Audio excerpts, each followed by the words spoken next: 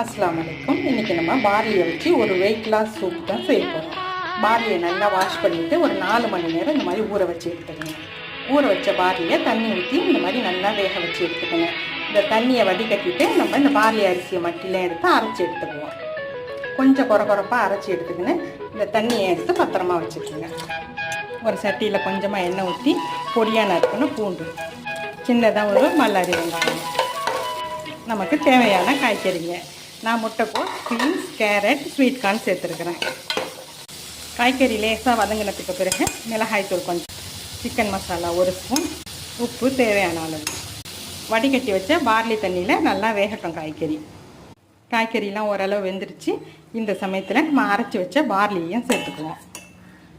சேர்த்து மூடி போட்டு நல்லா கொதிக்க வைக்கணும். Soup ready. கொஞ்சமாக மிளகுத்தூள். வெயிட் லாஸ் பண்ணணும்னு நினைக்கிறவங்களுக்கு இது ரொம்ப நல்ல பிரேக்ஃபாஸ்ட்டு. தேங்க்யூ.